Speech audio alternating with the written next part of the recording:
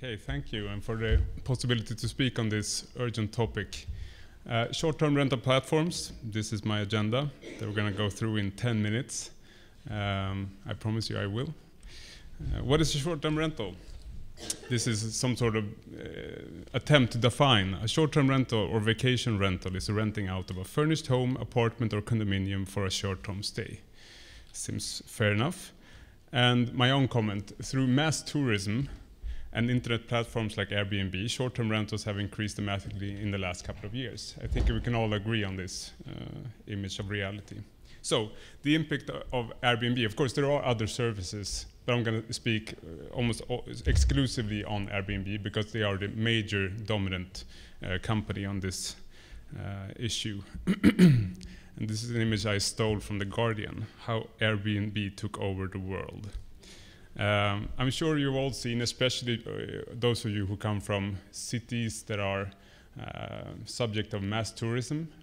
I think you can recognize these type of protests that have been the reality in cities like Barcelona and San Francisco and Berlin and so forth. This is something of a reality for many of you, and cities trying to combat this development. I made this survey or report 1 year ago, where I examined the impact of Airbnb on the housing stock in 6 cities. I've reduced 2 of them because they are 2 other Swedish cities, and I don't think you're that interested in Malmö and Gothenburg. So Stockholm, Oslo, Berlin, and Barcelona.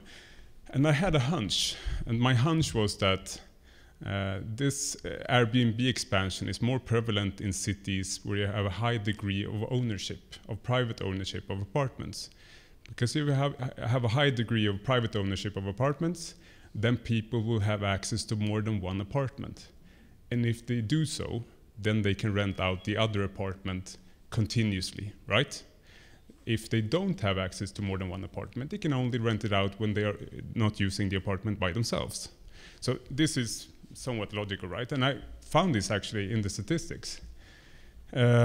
Comparing the number of Airbnb lets to the stock in the city.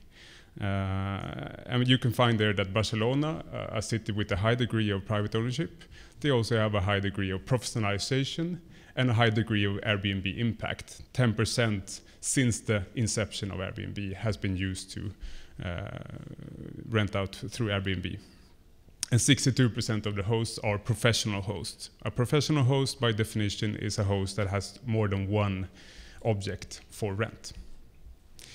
And the prevalence of professional hosts are much lower in the cities where there's a high degree of rental apartments and condominiums where there's some sort of regulation if you can own more than one apartment, such as Stockholm, for instance.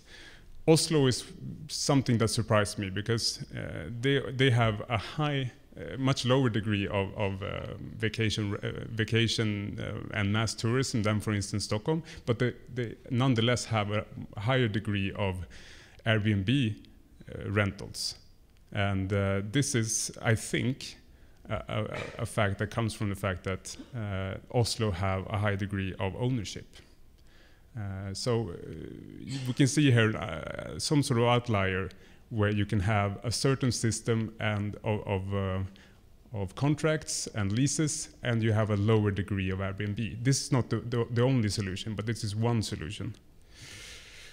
I've already said that. So this professionalization and hotelization of Airbnb.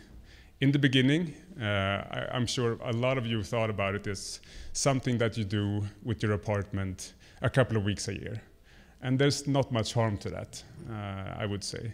The harm comes when you actually withdraw large parts of the housing sector from the people who want to live permanently in a city to tourists, right? Then you have a hotelification and a professionalization.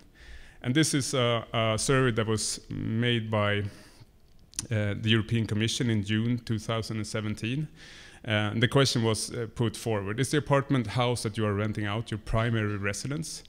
And 60% said no. it's not my private residence. So people having access to more than one apartment, renting it out, thus withdrawing it from local needs. This is what we are seeing all through the major cities where mass tourism is a fact.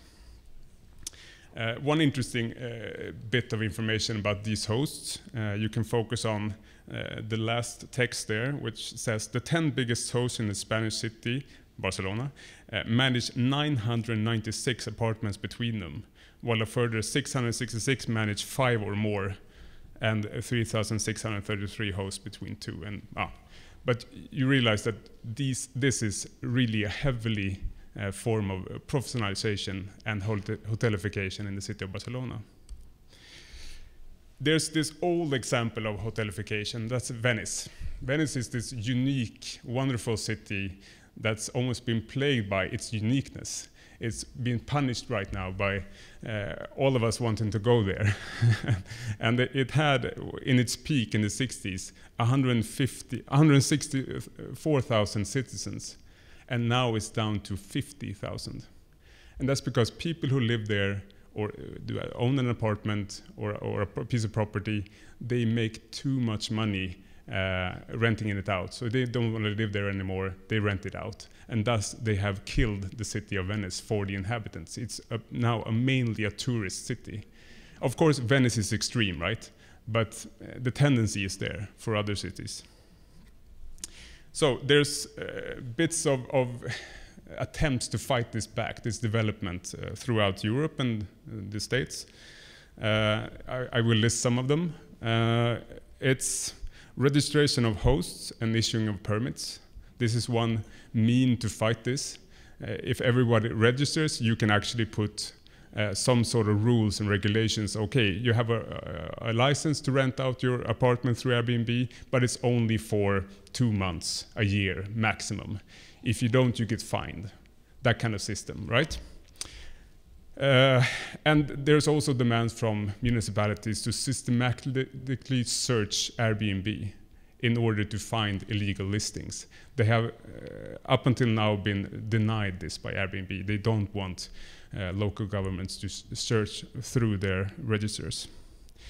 They also employ, Barcelona for instance, an army of inspectors trying to look through Airbnb, but also look through neighborhoods where there's a lot of tourists in order to find these illegal listings. All of these attempts have yet to put a dent on the expansion of Airbnb, which tells us something about the problem. There's 2 directives within the EU, so this is for the European context, that puts some sort of damper on our attempts to regulate this on a local level. The first one is the e-commerce directive. And the e-commerce directive was adopted in June 2000, so it's pretty old, before we had short-term rentals, in this expanded way anyway. Under the e-commerce directive, authorities are not allowed to impose a general obligation to monitor activity on the website.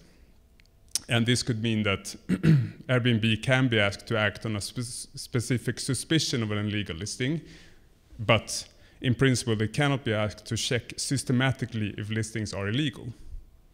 So this is a problem for any local government that want to go through systematically and search Airbnb, which is really what's needed if you're going to get to the core of the problem. There's also the services directive. And under the Services Directive, many conditions will have to be fulfilled if the authorities are to require permits, licenses, or authorization. Under the directive, requirements of all sorts must be necessary, proportionate, and non-discriminatory.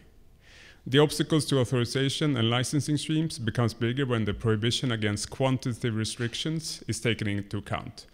Thus, for instance, then if you demand that you can only rent it out 1 month a year, for instance, that's a quantity restriction. That has to be approved by Commission. So we have work ahead of us. My last slide is for the discussion. How do we regulate this? How do we combat this on a local level? On the municipal level, it's registration of hosts. I think it's key. How do we manage that? Systematic search of Airbnb and other platforms, is it possible? What needs to be changed for us to make that possible? Taxation, limitation, and control of short-term rentals on a municipal level, what other obstacles are there? And last but not least, the EU directives. What can we do to tackle those? Further readings I will include in this presentation, which will be sent out to you. There's 2, I think, interesting reports on this phenomenon they can all read. Thank you.